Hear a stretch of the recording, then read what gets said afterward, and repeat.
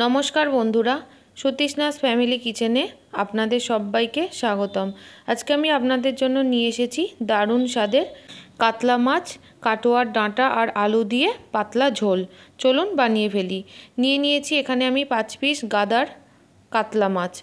माछगुलोके खूब भालो करे नुन और हलुद दिए मेखे 10 থেকে 15 मिनिटेर जोन्नो रेखे देब। एबार काटोयार डाँटा आलू लम्बा लम्बा करे केटे नियेछि नियेछि कयेकटा काँचा लंका। एबार कड़ाइयेर मध्य सादा तेल गरम करे निये माछगुलो तेलेर मध्य दिए देब। दिए भालो करे भेजे नेब। एकदिक हये गेछे एबार उल्टिये दियेछि।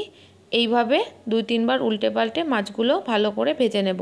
আমি একটু লাল করেই মাছগুলো ভেজেছি, আপনারা চাইলে একটু হালকাও ভাজতে পারেন। এবার ওই তেলের মধ্যে দিয়ে দেব কেটে রাখা আলুগুলো। আলুগুলো একটু নাড়াচাড়া করে নেব প্রথমে, যেহেতু আলুটা সেদ্ধ হতে একটু সময় লাগে।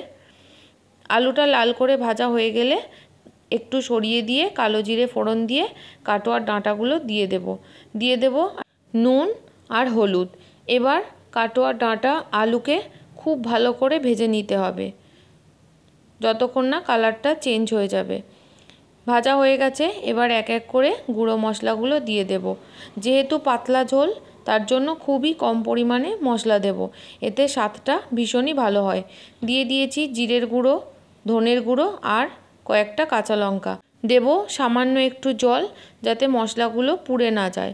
এবার খুব ভালো করে মশলাটা কষিয়ে নেব যতক্ষণ না তেল ছেড়ে আসছে। এবার দিয়ে দেব পরিমাণ মতো জল। জলটা দিয়ে একটু ভালো করে মিশিয়ে দেব, দিয়ে ঢাকা দিয়ে দেব। ডাঁটা আর আলুটা যেন মোটামুটি বেশিরভাগটা সেদ্ধ হয়ে যায়।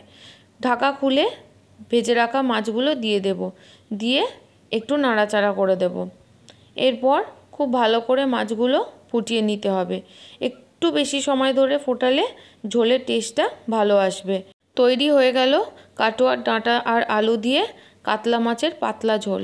অবশ্যই আপনারা এইভাবে বানিয়ে দেখবেন বন্ধুরা, ভীষণই ভালো হয়। রেসিপিটা যদি ভালো লেগে থাকে তাহলে অবশ্যই আমার এই চ্যানেলটা লাইক, কমেন্ট, শেয়ার এবং সাবস্ক্রাইব করে দেবেন। আর অবশ্যই জানাবেন যে রেসিপিটা কেমন হয়েছে।